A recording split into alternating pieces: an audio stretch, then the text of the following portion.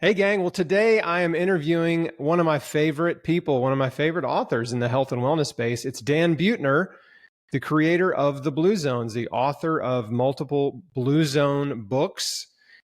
He has a new documentary series coming out on Netflix, actually, now. By the time you watch this, it'll be out, called Live to 100. And I've interviewed Dan before, and so I'll just give a real brief intro. But basically, Dan became interested in studying long living people. And he put together a team of anthropologists, historians, dietitians, and geneticists. And they went around the world and identified the longest living people groups on different continents. And those subsequently were called the Blue Zones. Which, interestingly, I want to ask you, Dan, why the color blue? So we'll get to that in a second. I've always wondered that. And he published his first book in 2008 called The Blue Zones. And what I love about Dan, I don't know if you've noticed this, but in the last 12 months, there have been a number of longevity books published.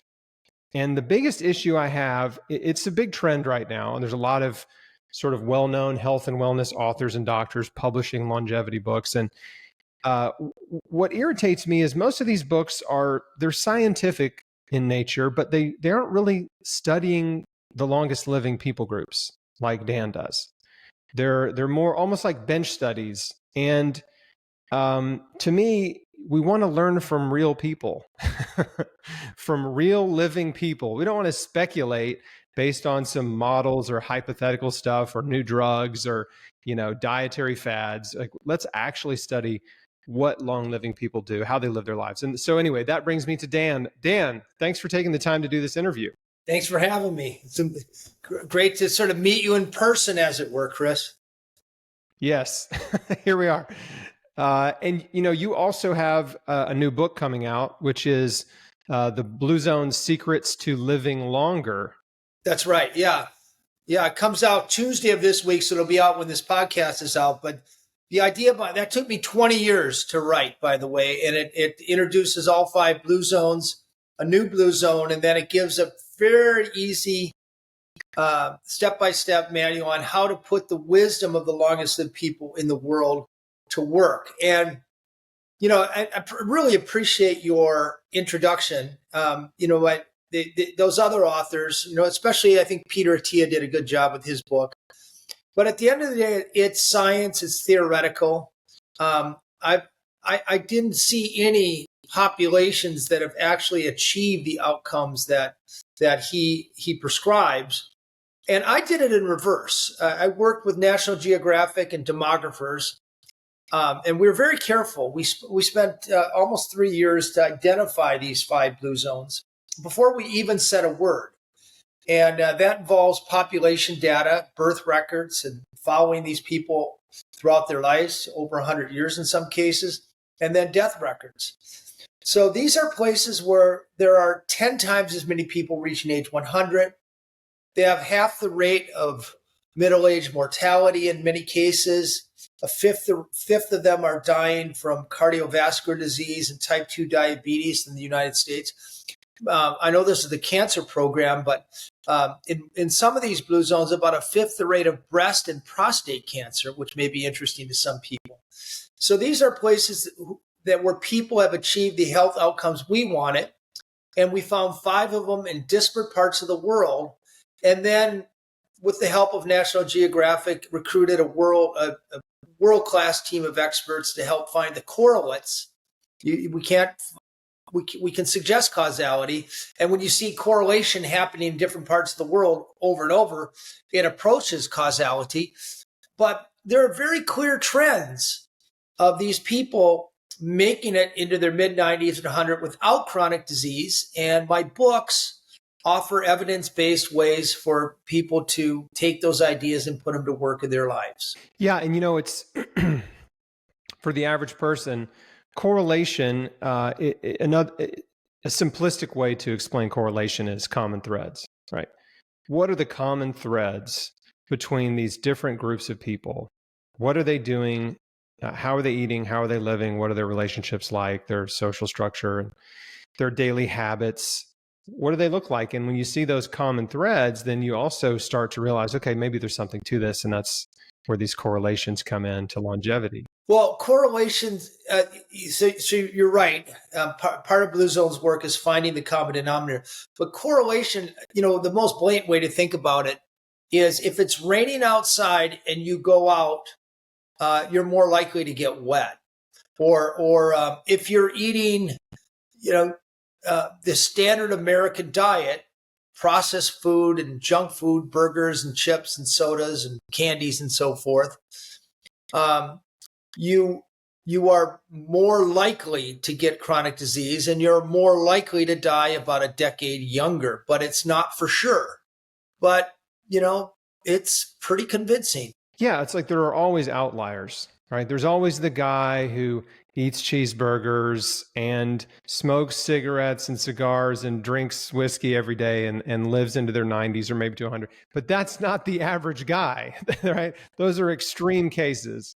So Blue Zones. Imagine going to Las Vegas and playing blackjack, and the deck that they're dealing from only has one ace and one jack. Your chance of getting blackjack in any given hand isn't very high. What this Blue Zone work does is it says, all right, for the average person, we're going to give you another half a dozen jacks and another half a dozen aces and put those in your deck. And it's just more likely you're going to be dealt a good hand in life. There's no assurances. So it's like stacking the deck in favor of longer life. And that's what Blue Zone's work does. Yeah. And it really all boils down to your daily choices, does it not? No, it doesn't. It boils down to how you shape your surroundings. And that's probably too abrupt to say no. Most people, when they say it boils down to your daily choices, it means your conscious choices. And if you look at the recidivism or the failure rate of diets, of exercise programs, of supplement, of pharmaceutical adherence, they're horrible. Diets fail for about 97% of all people after 2 years. Exercise, gym memberships fail for about 85% of all people after 2 years. So we tend to think in America that we're going to make better choices, especially around New Year's Eve. I'm going to eat healthier this year and get more exercise. And by about January 19th, which I think is the average, we're no longer doing our resolutions. People in Blue Zones aren't consciously making better choices. They're not better people than we are. They don't have better habits. They don't have better discipline. They don't have a greater sense of individual responsibility, as politicians will tell us to have. They simply live in environments where the healthy choice is the easy or the unavoidable choice.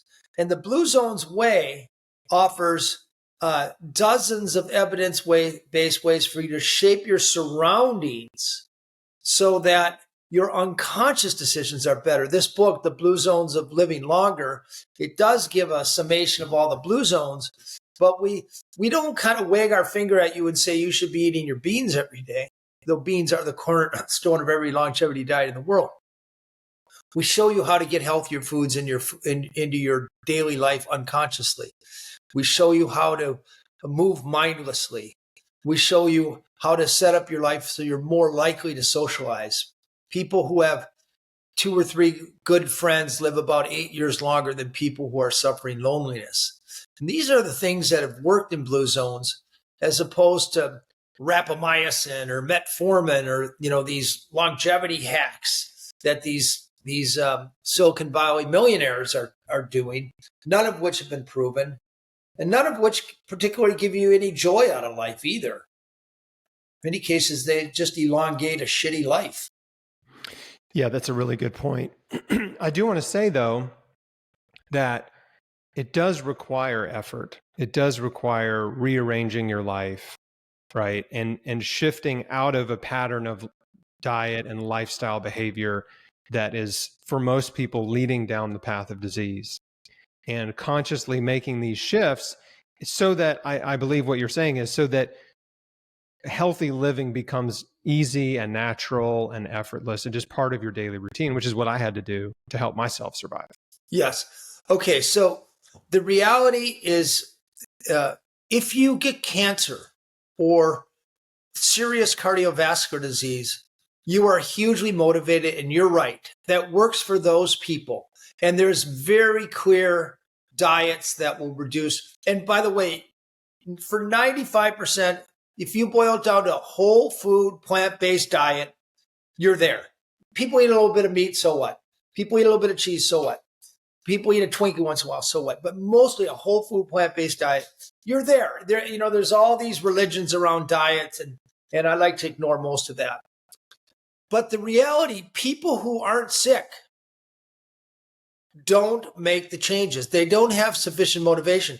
I could be 30 years old and eat bacon and eggs for breakfast, a Big Mac for lunch, and a pizza for dinner, and I could do that for 10 years. I feel great. But about age 45, in all likelihood, I'm going to have artery blockage. My chances of cancer go up by about a factor of 5. My chances of dementia at least double. And you're probably going to have a chronic disease by the time you're 50. So trying to hound a person who feels well, it's very hard. We live in a food environment where it's very hard to escape the fast food. 50% of all retail outlets sell you chips and sodas and candies, and there's about 30 times more fast food restaurants today than when I was a kid. And we're genetically hardwired to crave fat and sugar, and it's delicious. And then tell me to go eat my beans. The secret, I'm telling you, Chris, you have to rearrange your environment so that you're not tempted, and that the healthy choice is more salient, more delicious, easier. And that's the Blue Zone's approach. For example, people like junk food. I'll eat a potato chip once in a while. I like a tub of dairy-free ice cream once in a while. I mean, I don't eat the whole tub. But if I have it in my house, it's going to get eaten eventually. So one of the easiest strategies is you just don't bring that junk food into your house. The 4 foods you should never bring in your house for longevity purposes: sugar-sweetened beverages are number one source of refined sugar, processed meats, known carcinogens, packaged sweets, your cookies and your candies. And then the final one is salty snacks. The number one thing most highly correlated with obesity, your potato chips, and Doritos, and so forth. If you want to enjoy those when you go out, fine. But if you just don't bring them in your house, you've just won about 70% of the battle, because you're at home at night, you're watching TV. Oh, I want a snack.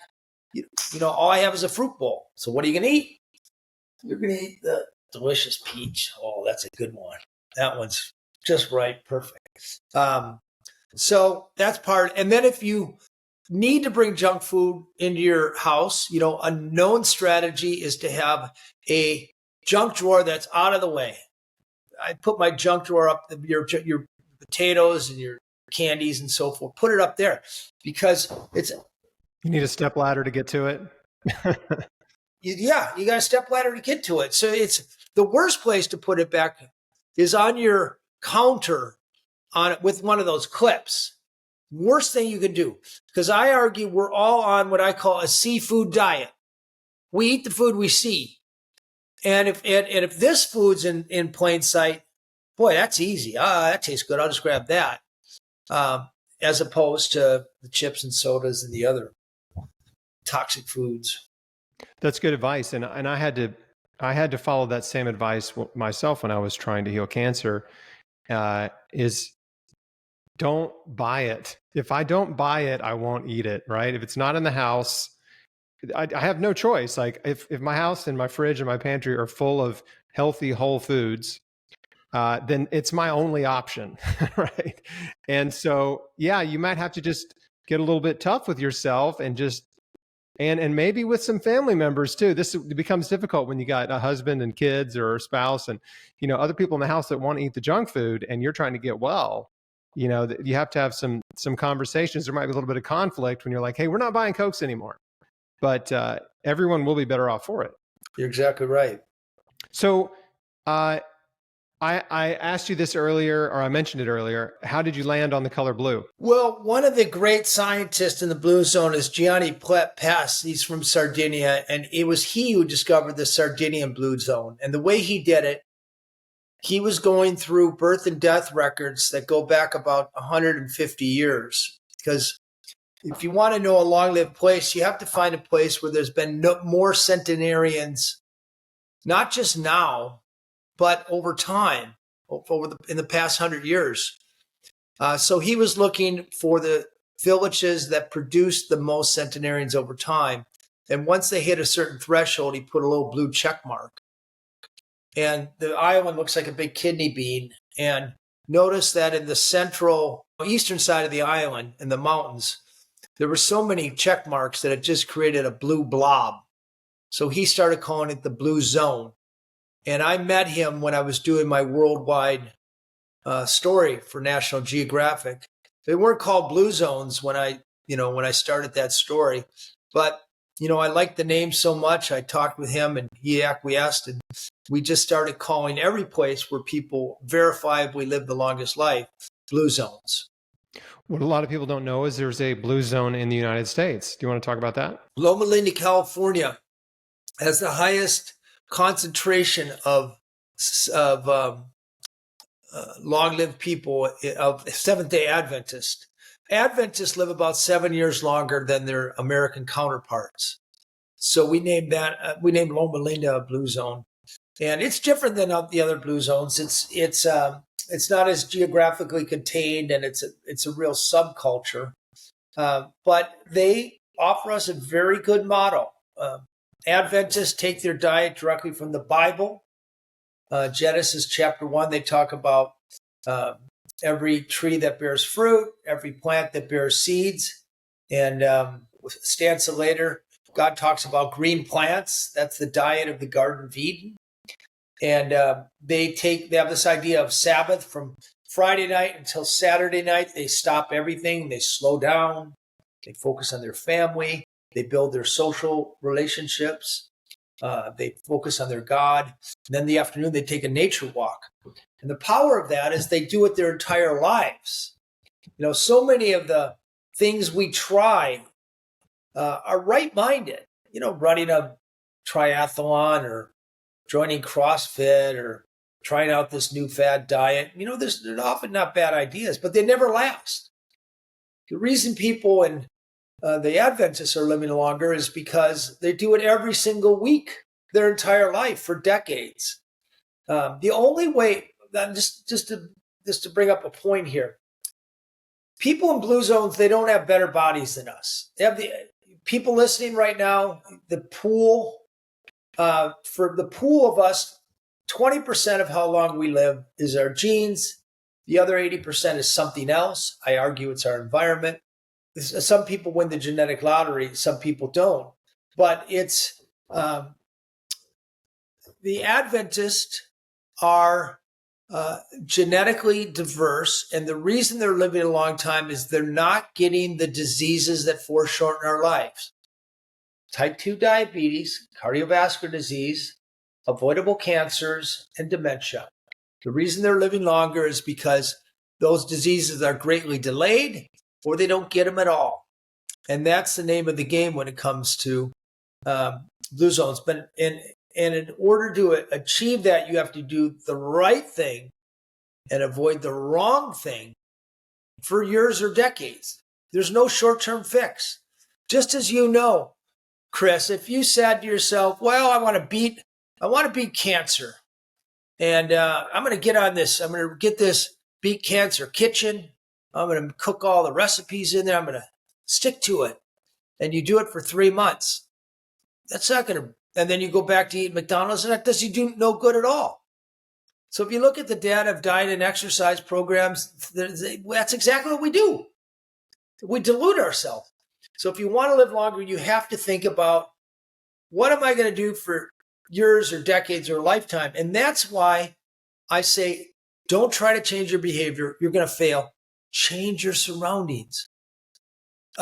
Change up the people you're hanging out with. If your best friends are sitting around the barbecue, eating sausages and Doritos and drinking Coke, guess what you're going to do? As opposed to if your best friends are eating whole food, plant-based, when you go out to dinner, you're going to have to go to a restaurant that serves that food. So you're more likely to eat it. When you go over to their house, that's what they're going to be serving you. And when they come over to yours, you better dang well learn how to cook that food for them. So it's that kind of unconscious nudging over time. Friends are long-term adventures. If you and I become really good friends, you're going to be over at my house eating minestrone and Icarian stew. And today I made, get this, black beans, Carolina gold rice, squash, oven roasted squash, and this is it right here. There's my squash that I just cooked, and I have black beans, and then my Carolina gold rice. And I'm going to put all three of those together with this beautiful ripe avocado, and I'm going to put some sriracha sauce. And my microbiome, it's going to be like Mardi Gras down there. They're going to be partying down there for all that wonderful fiber. I got all the protein I need in that food. I have dozens of vitamins and micronutrients. I'm going to feel good. I'm going to feel satiated for hours. And I'm going to live longer, as opposed to going out and getting a croissant or something. I love it. No, that's a very, very common mixture of veggies in our house as well. Lots of legumes, lots of whole starches, potatoes, rice. Of course, we eat tons of cruciferous vegetables and fruit. And I think it makes sense to put yourself in a new environment. Easier said than done. Making new friends is not that easy, and getting into new social circles, it takes some effort to do that. And I think what you mentioned earlier, it really is. It's a bit of a dilemma, is motivating people who are not sick yet to get off of the disease path. Right? They're on it. It's obvious they're on it because we know what diet and lifestyle habits lead to disease for most people, but it is hard to find that motivation when you feel fine. Yeah, it is, but I actually argue it's easier to convince people to change their environment. That you get this Blue Zone Secrets for Living Longer. You can take about 2 hours. You look at your daughter and say to yourself, do I want to see my daughter walk down the aisle? Do I want to see a granddaughter? Do I want to feel good when I'm 60, 70, or 80, or do I want to be racked with disability? You can often capture a person in a motivated moment to make some changes to setting up your kitchen. Americans spend over $100 billion a year on diets. You know how long it takes to make that money? And then it's the effort to do it and to pay attention. You say, well, it's hard to make friends. Well, it's no harder okay, option one, you get on a diet. You spend the money, the time, the effort. If you're an average American, you'll be off of that diet. If you're an average human being, you'll be 97% of them will be off that diet in a year. But if I say to you, think about your social circle. Who are the people you already know? And who do you kind of like? And go through them all. And who do you like who's also pretty healthy, whose idea of physical activity or idea of recreation is pickleball or walking or gardening?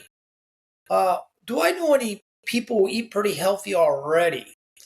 Why don't I just ask them out for lunch? I just know, and maybe I'll like this person, maybe they'll like me. It's not that hard. And by the way, it's fun and it's free. Nearly cheap. It's shifting from what is relentlessly marketed to us. People aren't going to make any money off of changing your social circle. People make a shit ton of money off of us by selling us a diet or a superfood or a supplement or getting us to come into McDonald's. But this side, making a new friend, we know it lasts. Don't believe me? Read Christopher Christakis from Yale University. He is statistically proven that what our friends eat is what we end up eating as well. Nicholas Christakis, I said Christopher, his name is Nicholas Christakis. Go make yourself a few new healthy friends. Bring, Chris invite Chris over to dinner. He's going to probably bring you a copy of Beat Cancer Kitchen and maybe show you a couple dishes you might want to cook when he and his family come over, and you'll learn how to cook them yourself. That works way better than, I'm going to get on this new fad diet. I'm going to try the Atkins this year. No, I'll try the keto. No, I'll try the paleo. Show me any data that any of those diets work in the long run. You won't, because it doesn't exist. It'll help the average person lose weight for 2 or 3 months. It'll screw up their, it's hard on the kidney, it's hard on the pancreas. Yes, they'll fit into their wedding dress or whatever, but it doesn't last, and it doesn't lead to longevity or, to the point of this program, lower rates of cancer. Well, I'm glad you brought that up, because I've been saying this for years, is there's a whole lot of fad diets out there, from, like you just mentioned, from low carb to paleo to keto to now carnivore. And they're just increasingly larger and larger amounts of meat, animal protein diets, which I just call them meat lovers diets. That's what they are. Humans are not carnivores, so it's sort of an oxymoron to say you're eating a carnivore diet or that you are a carnivore. But you're a meat lover, I get that. But where are the studies on longevity? There aren't any. There's no, hey, you know more about this than me, and correct me if I'm wrong here, but I'm not aware of any population study done anywhere in the world demonstrating that people who eat high meat diets or all meat diets or ketogenic diets have long lifespans. I'm not. You know what you'll get recently? You'll get these yahoos, these carnivore MDs or whatever they're called. They'll go to Blue Zone, or they'll hear secondhand if somebody goes to Sardinia or Okinawa, and they'll say, yeah, there's a bunch of pork up there, and they eat prosciutto and they eat meat all the time. Well, they're not wrong. If you go there today, they've increasingly adopted the standard American diet. Industrial meat has arrived, and they're eating way more meat than they have traditionally. And at the same time, their diabetes rates are spiking, their obesity rates are spiking, their life expectancy is going down. Okinawa is already delisted as a blue zone because of their meaty, fatty, processed ways of eating. Really? Delisted? Yes, delisted. The Okinawa is now the unhealthiest place in Japan. Wow. It used to be the longest lived, and that's because of the forest of fast food restaurants and the freeways. You can still go to parts of Okinawa and see the traditional diet. Remember, I've been going to Okinawa for 24 years. When I first went there, it was a paradise, and now it's been completely taken over by an American way of life. And as soon as the American way of life comes in the front door, their health goes out the back door. And we're seeing that. Well, these longevity studies, it makes me think these dietary studies and longevity studies, they're going to be like artifacts, right? At some point, as modern industrialized, lifestyles invade all of these areas over time, the research that you've done and like the China study and different projects like that will become artifacts. They will, but I like to think of them as blueprints.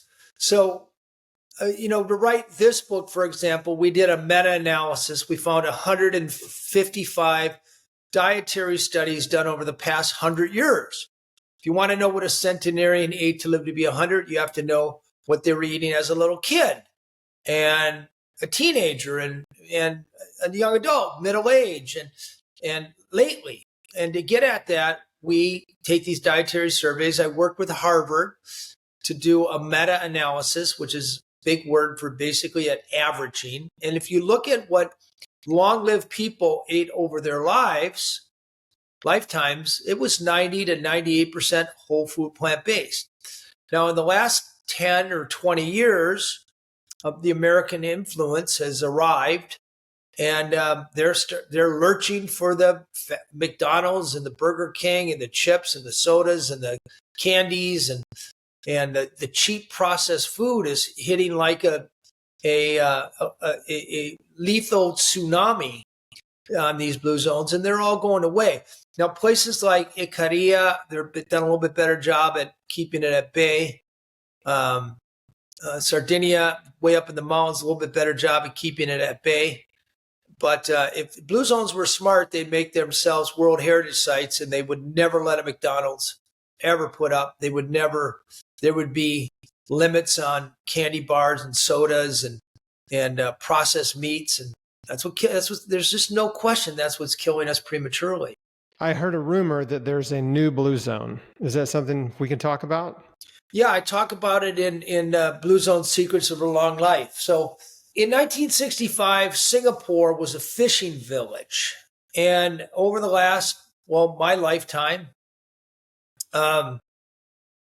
they've accepted immigrants from the Malay Peninsula, from India, and from China. So it's a melting pot.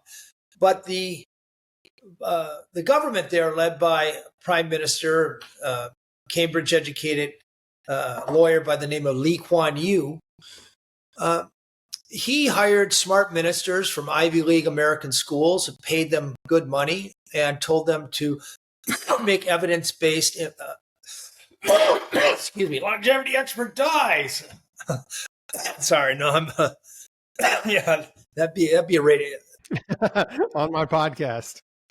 Come on, Dan, you can make me really famous if that happens. that'd be a rating spike, but it'd be bad for the brand.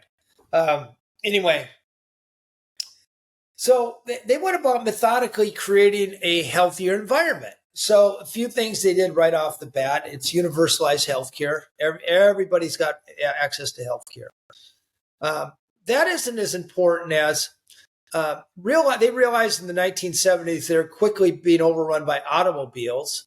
And Lee Kuan Yew, the government made automobiles very expensive, about triple the cost as they are in the United States, and heavy tolls. But they took the money that would otherwise be spent on roads and subsidizing gasoline and so forth, and they made a subway system, cheap, fast, efficient, safe, and everybody lives within about 300 yards of one. So 89% of everybody walk or take public transportation to work, and not coincidentally, half the rate of BMI. They made their sidewalks very inviting. It's much easier to walk across Singapore than it is to drive. Well, in certain neighborhoods anyway.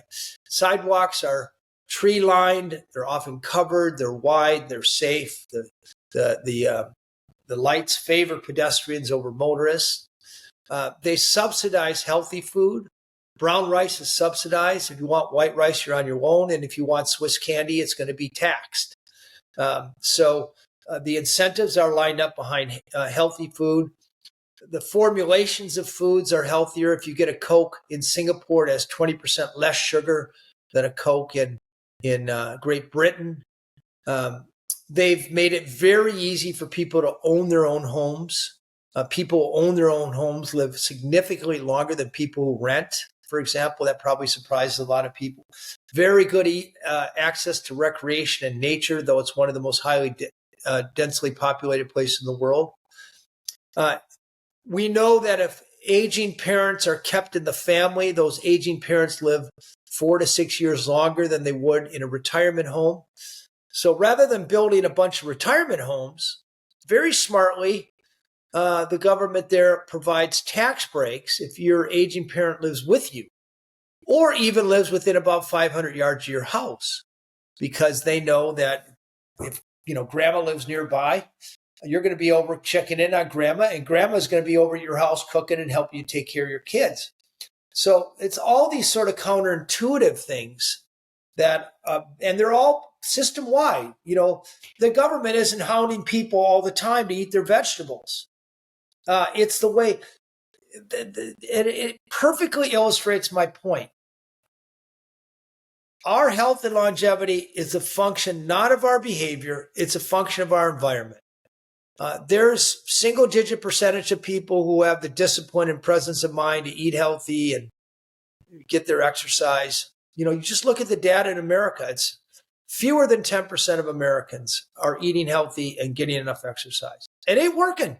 Yet we keep, it's Einstein's definition of insanity. We keep beating the same dead horse, wagging our finger of individual responsibility. Singapore just said, no, we're going to set up this place so it's easier for people to do the right thing and cheaper and harder or impossible to do the wrong thing. So you and I both know, and I think a lot of people know, that in America, the healthcare system is very much oriented toward disease care, right? It's a sick care system. There's no emphasis on prevention whatsoever. Doctors aren't trained in preventative medicine or nutrition. Is the healthcare system in Singapore different? Is it more prevention oriented? Of course it is. It's run by the government. So here in America, it's most of healthcare is run by business, pharmaceutical companies, hospitals, doctors association. You have to follow the incentive. The business's job is to maximize shareholder value. They'll tell you they care about your health, but the CEO ain't going to keep his job by making people healthy. The CEO is going to make money to keep his job or her job by generating profits and shareholder value. So you have to worry about the folly of incenting for A and hoping for B. Our system incents for sickness, more prescriptions, more hospital visits, more doctor visits, more procedures. That's how people make money. In Singapore, that's not how people make money. The government, most of the healthcare system is hired by the government. People are paid sort of flat fees, and their incentive is making a healthy nation. And lo and behold, they're living about a dozen good years longer than Americans are. Not because Singaporeans are on better diets, not because Singaporeans have better discipline or better individual responsibility or better CrossFit gyms or better supplements or better superfoods. It's if you live in Singapore, you are unconsciously going to make better food decisions, better physical activity decisions, and you're going to socialize better. And until America figures that out, we are going to have skyrocketing healthcare costs. Obesity is going to continue to rise. 42%. I went to the Minnesota State Fair last night, and I could see the statistics. 75% of Americans are obese or overweight. That's about triple of what that was, when I was in my 30s. Is that because people now lack discipline, or 30 years ago people were educated better, had better diet? No. Our environment has changed until we have the courage and, wake up and smell the cappuccino and say it's our environment that's killing us. We're going to have the same problems just happening worse. It's going to just continue to grow. It's going to bankrupt America. It'd be fascinating to see some kind of study that compared the conversations, almost like a case-controlled study where they're matching cases and the conversations that patients in America are having with their doctors and the words, right, that that the doctors are using and what they're telling them versus what the doctors in Singapore are telling their patients in these office visits about them being overweight or about their high blood pressure or about their pre-diabetic condition or whatever. I imagine it's pretty stark, the difference in what the doctor is actually telling their patients they need to do. Yeah, probably. But, doctors aren't bad people. Doctors are great, but doctors here are trained to make sick people less sick. They're not trained on prevention. There's some. My friend John Mackey just started a company called Love Life that is focused on prevention. I would encourage people to try that out. But most doctors aren't paid to keep you healthy. Most doctors are paid to do surgery on you or to come treat you when you're sick. And to give you a prescription that makes you feel a little better, that just helps you function, but doesn't actually cure your disease. That's right. But that's the only tool in their toolbox. They don't know better. By the way, you shouldn't take your dietary advice from a doctor. They get about 8 hours of nutrition training throughout medical school. They don't know anything better than the average person. People are going to hate me for saying this, but Chris, you probably know more about good nutrition than the average American doctor. Well, I have doctors pay me to coach them. So, That's the ultimate compliment to me, is when a doctor pays me for my time and says, "Hey, I need help." But the point I like to make is that, look, there are just as many doctors who are overweight, who are on prescription medications, who are on antipsychotic medications, who drink too much, who smoke cigarettes, as the rest of the population. There, rest my case. Right. And so if you're looking to a typical doctor to give you health and wellness advice, guess what? They're probably just as unhealthy as you are. Yeah, yes, for sure. Well, hospital workers tend to be more obese than the general public. So yeah, I don't know. They're there to make us less sick. Don't turn to them to keep us healthy in the first place. I don't think so. There was a big story in the Wall Street Journal about these body-wide scans that cost over $2,000, and it turns out that people aren't healthier after taking them because there's false positives. You want to live longer? Eat a whole food, plant-based diet, live in a walkable neighborhood, curate your immediate social circle to have at least 3 friends whose idea of recreation is physical activity. One or at least one of them should be a vegan or whole food, plant-based vegetarian. People care about you on a bad day. Take the time to know your sense of purpose. If you're not getting it at work, get it through your volunteer or your family life.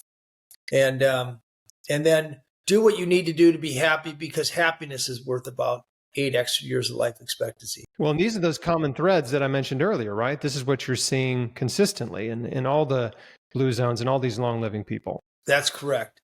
If people have other questions, I'm at Dan Buettner, Buettner. If they direct message me, I will answer you personally. And the book is called Blue Zone Secrets of Long Life. It comes out tomorrow. It's a big day for me. Netflix, it's Secrets to Living to 100, Quest to 100. It's Quest 100 Secrets of the Blue Zones, a 4-part series. And it's been a delight to talk to you, Chris. I appreciate a fellow, who's got the right idea and given the right messages. And I really salute you for that. And I'm proud to have been on your podcast. Thank you, Dan. I salute you. Again, big fan of your work. It's a pleasure and a thrill to help you reach more people, to share your work with my audience. And so, folks, again, you can find Dan at Dan Buettner. Go to Amazon or your local bookstore, pick up a copy of the brand new Blue Zones book, Secrets to Long Life. No, Secrets to Living Longer, and then catch the new Netflix documentary series, which I'm super pumped to see that as well, Live to 100. And so Dan, I hope you have a great day, man. And thanks for taking the time to do this. My pleasure. We'll see you. I hope to see you in person someday. Yeah, it'll happen. See ya. All right, my man. Bye.